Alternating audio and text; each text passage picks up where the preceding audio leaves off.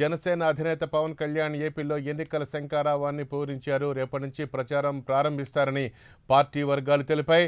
జనసేన భవిష్యత్ కార్యాచరణ, 100 రోజుల ప్రణాళికకు సంబంధించి మరిన్ని వివరాలు విజయవాడ పార్టీ ఆఫీస్ నుంచి మా కరెస్పాండెంట్ పులేంద్ర మనకి ప్రత్యక్ష ప్రసారాలు మనకు అందిస్తారు. పులేంద్ర. Thank you Yashwanath. ముందుగా 2019 నూతన సంవత్సర శుభాకాంక్షలు.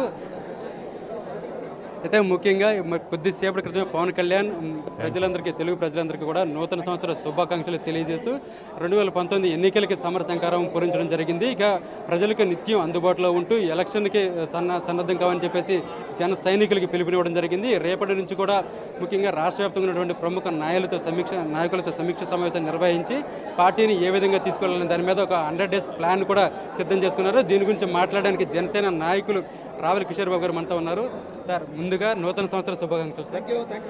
సార్, రేపు ఈ రోజు నుంచి కూడా పవన్ కళ్యాణ్ గారు ఎలక్షన్ శంఖారం పూరించారు. దీన్ని ఏ విధంగా ప్రజలకు తీసుకెళ్ళబోతున్నారు, అదేవిధంగా 100 డేస్ ప్లాన్ ఒకటి ఆచరణలో తీసుకురాబోతున్నారు. దీని ప్లాన్ ఏంటి అసలు?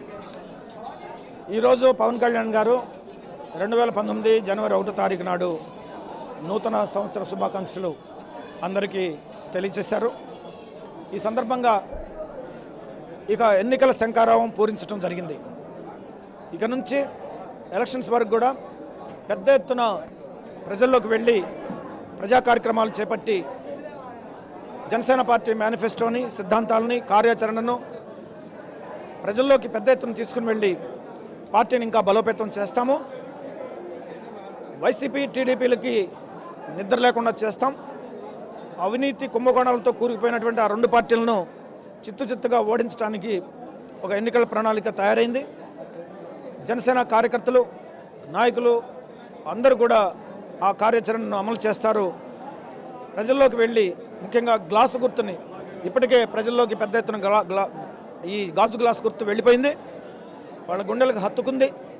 ఇంకా పెద్ద ఎత్తున ఆ గుర్తుని ప్రజల్లోకి తీసుకుని వెళ్ళి అంబేద్కర్ కన్నటువంటి కళ సమసమాజ నిర్మాణం అనేటువంటి ఒక గొప్ప లక్ష్యంతో పవన్ కళ్యాణ్ గారు ముందుకు వెళ్తారు.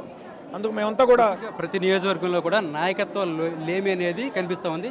దీన్ని ఏ విధంగా అధిరోహించబోతున్నారు? ఇప్పుడు అన్ని నియోజకవర్గాల్లో కూడా జనసేన పార్టీ కార్యకర్తలు, నాయకులు పనిచేస్తున్నారు. అన్ని నియోజకవర్గాల్లో కూడా ప్రస్తుతానికైతే ఎవరికి వాళ్ళు పనిచేస్తున్నారు, పోటీలు పడి పనిచేస్తున్నారు.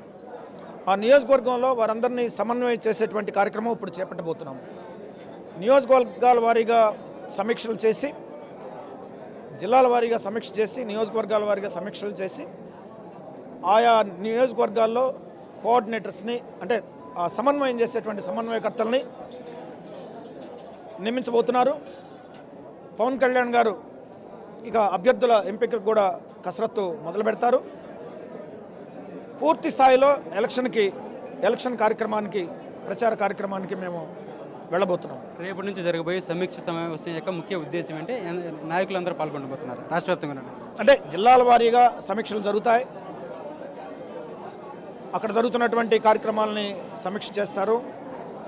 వాటిని ఏ విధంగా బలోపేతం చేసి ముందుకు తీసుకువెళ్ళాలి, ఎలక్షన్లో గెలుపు వైపు సాగాలనేది ఇక పూర్తి స్థాయిలో ఆ కార్యాచరణను కూడా రూపొందించి అమలు చేస్తాం. ముఖ్యంగా యశ్వనాథ్ మనం చూస్తున్నాం, రేపటి నుంచి కూడా 3 రోజుల పాటు సమీక్ష సమావేశం నిర్వహించబోతున్నాం. ఈ సమీక్ష సమావేశాల్లో 100 రోజుల యొక్క ప్లాన్ అమలు చేయబోతున్నాం. ముఖ్యంగా పార్టీ యొక్క అంతర్గత నిర్మాణం, అదేవిధంగా నాయకత్వ లోటును పూడ్చుకునే విధంగా చర్యలు తీసుకోబోతున్నామని చెప్పేసి చెప్తా ఉన్నారు.